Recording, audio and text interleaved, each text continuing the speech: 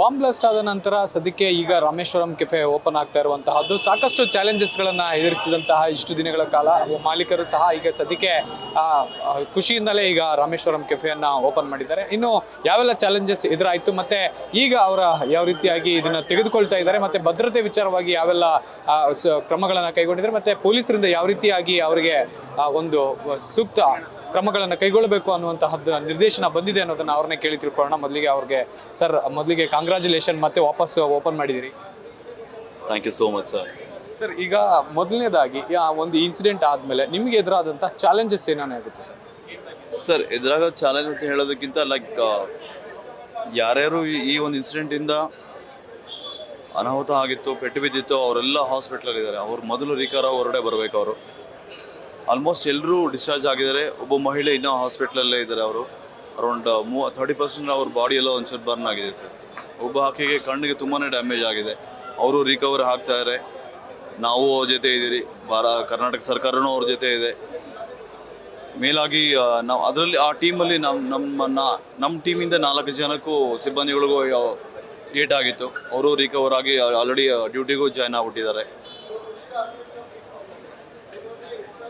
Sir, ಎಲ್ಲೊಂದ್ ಕಡೆ ಇದೆಲ್ಲ ಅಂದ್ರೆ ಇವೆಲ್ಲ ಕೂಡ ಒಂದು ರೀತಿಯಾಗಿ ಹಿಮ್ಮೆಟ್ಟಿಸುತ್ತೆ ಅಥವಾ ಹಿಂಜರಿಸುತ್ತೆ ಈ ಒಂದು ವಿಚಾರವಾಗಿ. ಅಂದ್ರೆ ಯಾವುದೋ ಒಂದು ಇನ್ಸಿಡೆಂಟ್, ನಿಮ್ಮ ಒಂದು ಬಾಂಬ್ ಬ್ಲಾಸ್ಟ್ ಆಗಿದೆ ಅಂದ್ರೆ ನಿಮ್ಮ ಕೆಫೆಯಲ್ಲಿ ಎಲ್ಲೊಂದ್ ಕಡೆ ಒಂದು ಆತಂಕ ಸೃಷ್ಟಿ ಮಾಡುತ್ತೆ. ಯಾಕಪ್ಪ ಬೇಕಿತ್ತು ಅಥವಾ ಬೇಡವೇನೋ ಇಲ್ಲಿ ಅನ್ನುವಂತಹದ್ದು. ಅದಕ್ಕೆ ಮತ್ತೆ ನೀವು ಓಪನ್ ಮಾಡೋದಕ್ಕೆ ಒಂದು ಧೈರ್ಯ ಮಾಡಿದ್ದೀರಿ ಸರ್. ನನ್ನ ಪ್ರತಿಯೊಬ್ಬ ಭಾರತೀಯರು ನಮ್ಮ ಬೆಂಬಲವಾಗಿದ್ದಾರೆ ಸರ್.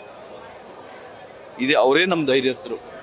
ಪ್ರತಿಯೊಬ್ಬರು ನಮಗೆ ಲೈಕ್ ನಿಮ್ಮ ಜೊತೆ ನಾವಿದ್ದೀರಿ ಅಂತ ಸ್ಪಂದಿಸ್ತಾ ಇದ್ದಾರೆ ಸರ್. ಇದಕ್ಕಿಂತ ಆಶೀರ್ವಾದ ಇನ್ನೇನು ಸರ್ ಬೇಕು ನಮಗೆ?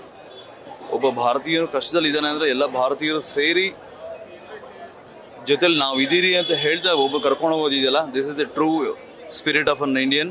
And we are all proud to be Indians. And ಈ ಇನ್ಸಿಡೆಂಟಿಂದ ಯಾರೇ ನಮ್ಮನ್ನು ಭಯಪಡಿಸ್ಬೇಕು ಅಂತ ಯಾರು ಈ ಥರ ಮಾಡಬೇಕು ಅಂತ ಎಲ್ಲ ಮಾಡ್ತಾ ಇರೋ ಅವ್ರಿಗೆ ಈ ಮುಖಾಂತರ ನಾವು ಅವ್ರಿಗೆ ಹೇಳ್ತಾ ಇರಿ, ನಾವು ಯಾರಿಗೂ ಬಗ್ಗೋರಲ್ಲ ತಗ್ಗೋರಲ್ಲ, ನಾವು ಭಾರತೀಯರು ನಾವು ಅಂತ ಹೇಳಿ ನಾವು ಎಲ್ರಿಗೂ ಸಾಬೀತು ಮಾಡ್ತಾ ಇದ್ದೀವಿ ಸರ್ ಇವತ್ತು. ಸರ್, ಈಗ ಎಲ್ಲೊಂದ್ ಕಡೆ ಈಗ ಬಂದಿರುವಂತ ಪಬ್ಲಿಸಿಟಿ ಆಗಿರ್ಬೋದು, ರಾಮೇಶ್ವರಂ ಕೆಫೆ ಮೊದಲಿಂದನೂ ಕೂಡ ಸಾಕಷ್ಟು ಪ್ರಸಿದ್ಧ ಆಗಿತ್ತು. ಆದ್ರೆ ಈಗ ಬಾಂಬ್ ಬ್ಲಾಸ್ಟ್ ಆದ ನಂತರ ಎಲ್ಲೊಂದ್ ಕಡೆ ಜನರಲ್ಲಿ ಒಂದು ಭಯ ಇರುತ್ತೆ ಅಂತ ಅನ್ಕೊಂಡಿದ್ವಿ. ಆದ್ರೆ ಈಗ ಮೇಲ್ನೋಟಕ್ಕೆ ನೋಡಿದ್ರೆ ಅದೆಲ್ಲ ಎಲ್ಲೂ ಕಾಣ್ತಾ ಇಲ್ಲ. ಇದನ್ನ ಯಾವ ತರ ನೀವು ಸ್ವೀಕರಿಸ್ತಾ ಇದ್ದೀರಾ ಸರ್? ನಾ ಹೇಳಿದ್ನಲ್ಲ ಸರ್, ನಾವು ಭಾರತೀಯರು, ನಾವು ಯಾವುದಕ್ಕೂ ನಾವು ಇದ್ರೋರಲ್ಲ. ನಾವು ನೋಡಿ ಯಾರಿಗಾದ್ರೂ ಏನಾದರೂ ಭಯ ಇದೆಯಾ ನಮ್ಮ ಕಸ್ಟಮರ್ಸ್ಗೆ ಅಂತ? ಅದೇ ಥರ ಪ್ರೀತಿ ಇನ್ನೂ ಇದೆ, ಯಾವಾಗಲೂ ಇರುತ್ತೆ.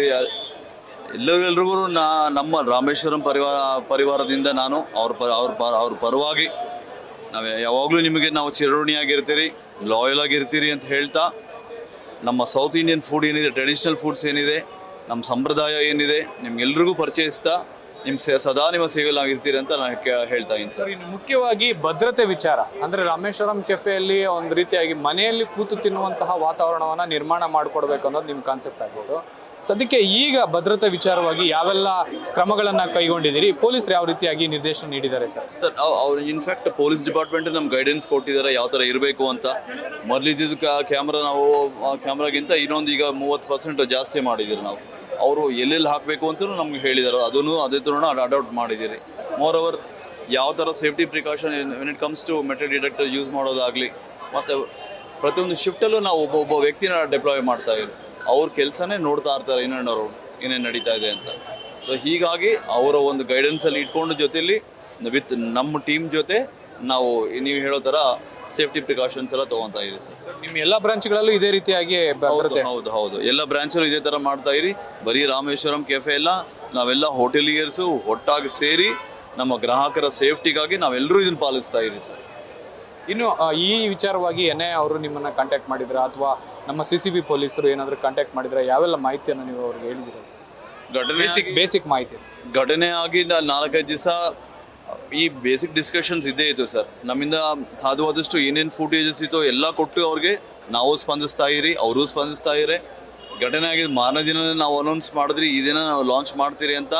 ಪಾಪ ಅವ್ರ ಫಾರ್ಮಾಲಿಟೀಸ್ ಏನೇ ಇದ್ರು ಒಂದು 5 ದಿವಸದಲ್ಲಿ ಎಲ್ಲ ಮುಗಿಸ್ಕೊಂಡು ನಮಗೆ 48 ದಿನ ಕಾಲಾವಕಾಶ, 48 ಗಂಟೆ ಕಾಲಾವಕಾಶ ಕೊಟ್ಟರು ನಮಗೆ. ಆ 48 ಗಂಟೆಗಳಲ್ಲಿ ನನ್ನ ಎಂಟೈರ್ ಫೋರ್ಸು, ನನ್ನ ಎಂಟೈರ್ ಟೀಮ್ ರಾಮೇಶ್ವರಂ ಕೆಫೆ ಪಾಪ ಯಾರು ಮಲಗಲೇ ಇಲ್ಲ. ಅವರು ನೋಡಿ ಅಷ್ಟು ಜನ ಈ ಆಗಿರೋ ಏನೇನೋ ಇನ್ನು ಅನಾಹುತಗಳನ್ನೆಲ್ಲ ಕ್ಲೀನ್ ಮಾಡಿ ಡ್ಯಾಮೇಜಸ್ ಎಲ್ಲ ರೆಕ್ಟಿಫೈ ಮಾಡಿಕೊಂಡು ಇವತ್ತು ನಮ್ಮ ಗ್ರಾಹಕರ ಸೇವೆಗೆ ನಾವೆಲ್ಲರೂ ರೆಡಿಯಾಗಿದ್ದೀರಿ ಸರ್ ಇವತ್ತು. ಇದಿಷ್ಟು ರಾಮೇಶ್ವರಂ ಕೆಫೆಯ ಮಾಲೀಕರಾಗಿರುವಂತಹ ರಾಘವೇಂದ್ರ ರಾವ್ ಅವರ ಮಾತಾಗಿತ್ತು. ಕ್ಯಾಮ್ರಾ ಪರ್ಸನ್ ಸೂರಜ್ ಜೊತೆ G V. Chandrashekhar, news first, Bengaluru. News first ನಿರ್ಭೀತಿಯಿಂದ ನಿಮ್ಮ ಪರವಾಗಿ.